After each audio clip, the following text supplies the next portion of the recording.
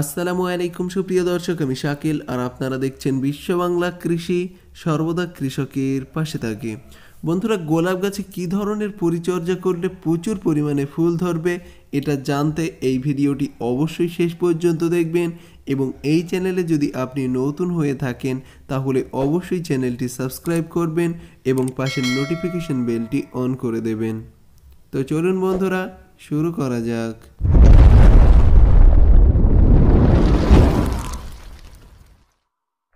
বন্ধুরা, এখানে যে গোলাপ গাছটি দেখতে পাচ্ছেন এটা হলো মিনিয়েচার গোলাপ এবং এই পরিচর্যা আপনি সব ধরনের গোলাপ গাছেই করতে পারবেন।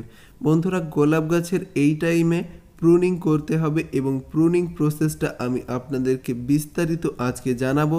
এবং এক ধরনের কীটনাশক এবং ফাঙ্গিসাইড বা ছত্রাকনাশক স্প্রে করতে হবে, যেটা স্প্রে না করলে আপনার গাছের ডালগুলি শুকিয়ে যেতে পারে।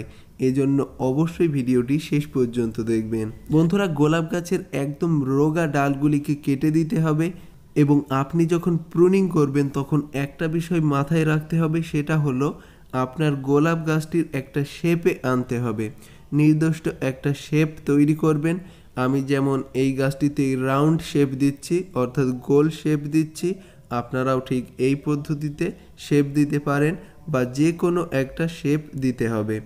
এজন্য উপরের অত্যাধিক যে ডালগুলি আছে সেগুলিকে আমি কেটে দিচ্ছি এবং অতি পুরনো যে ডাল আছে সেগুলিকে অবশ্যই কেটে দিতে হবে। বন্ধুরা, শীতের শুরুতে যদি গোলাপ গাছ প্রুনিং করা হয় তাহলে এটাতে এত পরিমাণে ফুল আসে যেটা আপনি ধারণা করতে পারবেন না। আপনি যদি এটা 1 বছর ট্রাই করেন তাহলে প্রতি বছরই আপনি এটা করতে বাধ্য। এবং বন্ধুরা, এই সময় যদি গোলাপ গাছে প্রুনিং করা হয় তাহলে আপনার গাছগুলি মারা যাবে না, কারণ শীতের শুরুতে গোলাপ গাছের গ্রোথটা খুবই ভালো হয় এবং এটিই হলো সেরা সময় গোলাপ গাছ প্রুনিং করার জন্য। অনেকের গোলাপ গাছ মারা যায় অন্য টাইমে প্রুনিং করার কারণে, কিন্তু এ টাইমে যদি প্রুনিং করা হয় তাহলে গাছগুলি মারা যাবে না। বন্ধুরা, আপনারা গোলাপ গাছের গোড়ার দিকে লক্ষ্য করলে অবশ্যই দেখতে পাবেন প্রথম যখন গাছ কিনেছিলেন তখন যে ডালগুলি ছিল সেই ডালগুলি খুবই সরু সরু এবং সেই ডালগুলিতে আর ফুল হয় না, এটা অবশ্যই আপনারা লক্ষ্য করতে পারবেন।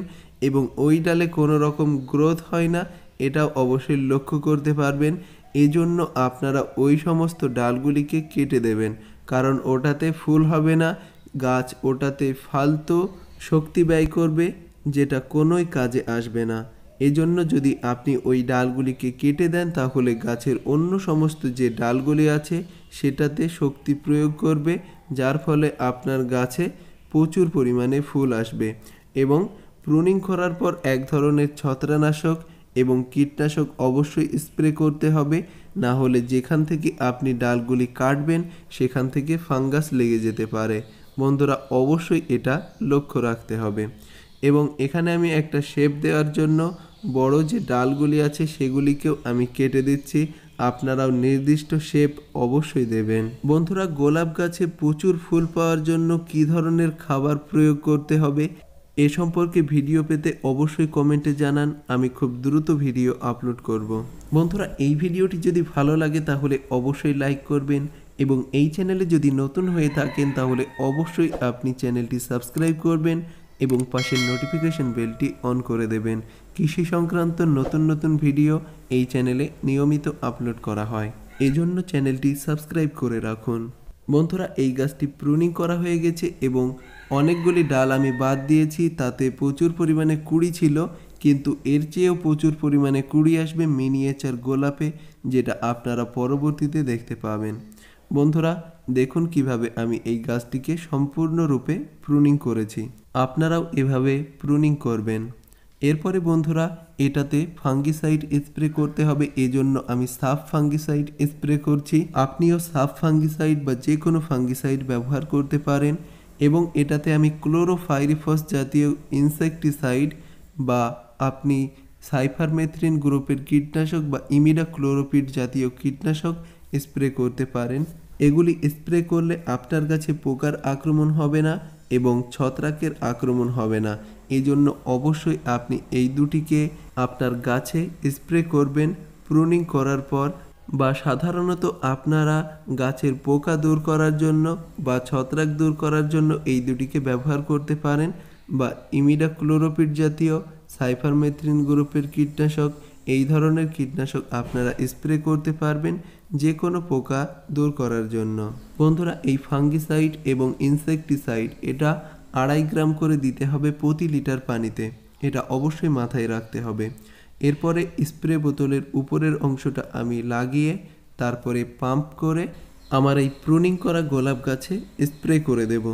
বন্ধুরা, আমি গোলাপ গাছে স্প্রে করে দিচ্ছি, আপনারাও ঠিক এই পদ্ধতিতে স্প্রে করে দিতে পারেন। একটা বিষয় মাথায় রাখতে হবে, সেটা হলো যেখান থেকে ডাল কেটেছেন সেখানে অবশ্যই এই ফাঙ্গিসাইড স্প্রে করতে হবে, না হলে সেখান থেকে পচে যেতে পারে। বন্ধুরা, আশা করি এই ভিডিওটি আপনাদের ভালো লেগেছে। ভিডিওটি যদি ভালো লাগে তাহলে অবশ্যই লাইক করবেন এবং এই চ্যানেলে যদি নতুন হয়ে থাকেন তাহলে অবশ্যই চ্যানেলটি সাবস্ক্রাইব করবেন এবং পাশের নোটিফিকেশন বেলটি অন করে দেবেন। বন্ধুরা, ধৈর্য ধরে এই ভিডিওটি শেষ পর্যন্ত দেখার জন্য আপনাকে অসংখ্য ধন্যবাদ। আবারও দেখা হবে পরবর্তী নতুন ভিডিওতে। থ্যাঙ্কস ফর ওয়াচিং বিশ্ব বাংলা কৃষি।